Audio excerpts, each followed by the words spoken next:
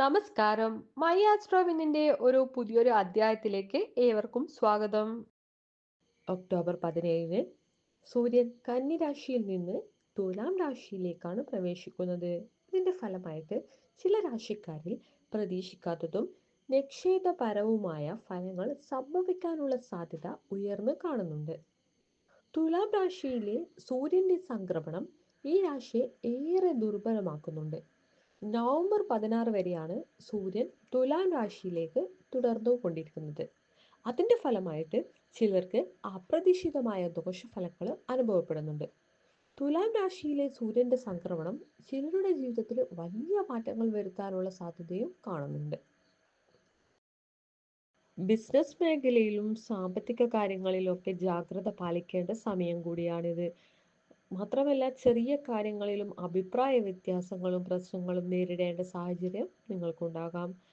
സാമ്പത്തികമായിട്ട് പ്രതീക്ഷിക്കുന്നതിലധികം വെല്ലുവിളികളും ചില രാശിക്കാർക്ക് ഈ സമയത്ത് അനുഭവിക്കേണ്ടി വരും.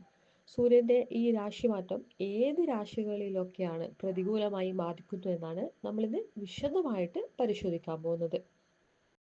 മേടം രാശി, കർക്കിടകം രാശി, മിഥുനം രാശി, വൃശ്ചികം രാശി, കുംഭൻ രാശി, ഈ രാശിക്കാരും ഇതിൽ ഉൾപ്പെട്ട നക്ഷത്രക്കാർക്കുമാണ് സൂര്യന്റെ തുലാം രാശിയിലേക്കുള്ള സംക്രമണം പ്രതികൂലമായി ബാധിക്കുന്നത്. ആദ്യം മേടം രാശിയാണ്. മേടം രാശിയിൽ ഉൾപ്പെടുന്ന നക്ഷത്രക്കാർക്ക് തുലാം രാശിയിലേക്കുള്ള സൂര്യന്റെ സംക്രമണം പ്രതീക്ഷിക്കാത്ത വിധത്തിലുള്ള പ്രശ്നങ്ങളാണ് വർദ്ധിപ്പിക്കുന്നത്.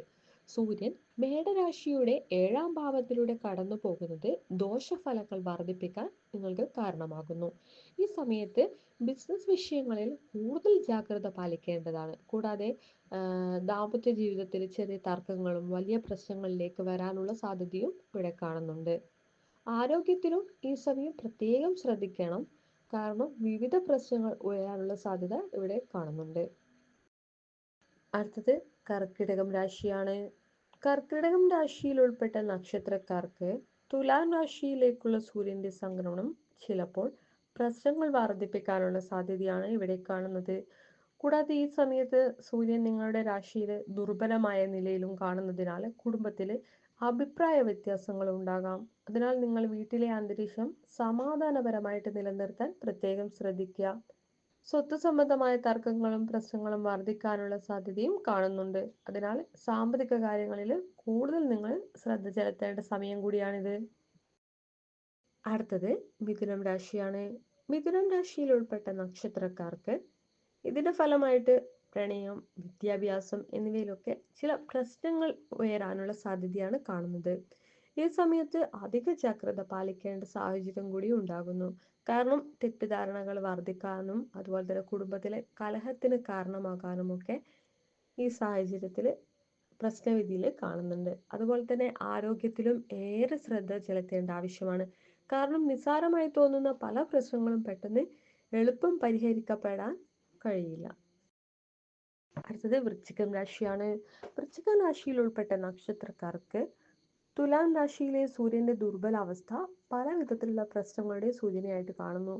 അനാവശ്യ യാത്രകളും ചെലവുകളും ഈ സമയത്ത് പ്രശ്നങ്ങൾ ഉണ്ടാക്കാനുള്ള സാധ്യതയും കാണുന്നുണ്ട്. ജോലിയിലോ ബിസിനസ്സിലോ എടുക്കുന്ന തീരുമാനങ്ങളിൽ കൂടുതൽ ജാഗ്രത പാലിക്കേണ്ട സമയം കൂടിയാണിത്. വിദേശ കരാറുകളിലൂടെ ജോലിയിൽ എത്തുന്നവർ പ്രത്യേകമായിട്ട് ശ്രദ്ധിക്കണം, കാരണം ഇത് ജോലി സ്ഥിരതയിൽ പ്രശ്നങ്ങൾ ഉണ്ടാക്കാൻ കാരണമാകുന്നുണ്ട്. പിന്നെ നിങ്ങൾ ആരോഗ്യത്തെയും അവഗണിക്കാൻ പാടില്ല, പ്രത്യേകം ശ്രദ്ധിക്കണം. അവസാനമായിട്ട് കുംഭൻ രാശിയാണ്. കുംഭൻ രാശിക്കാർക്ക് ഈ സംക്രമണം ഭാഗ്യത്തിന്റെ ഭാവത്തിൽ നടക്കുന്നുവെങ്കിലും സൂര്യന്റെ ദുർബലാവസ്ഥ പലപ്പോഴും ഭാഗ്യത്തെ തടസ്സപ്പെടുത്തുന്നതായിട്ടാണ് കാണുന്നത്.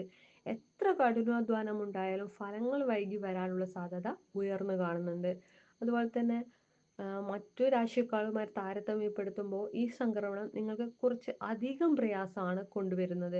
പുതിയ പ്രൊജക്റ്റുകൾ ആരംഭിക്കുമ്പോൾ പ്രത്യേകം നിങ്ങൾ ജാഗ്രത പാലിക്കേണ്ടതുണ്ട്, ഇല്ലെങ്കിൽ അത് വലിയ നഷ്ടത്തിലേക്ക് നിങ്ങളെ നയിക്കും.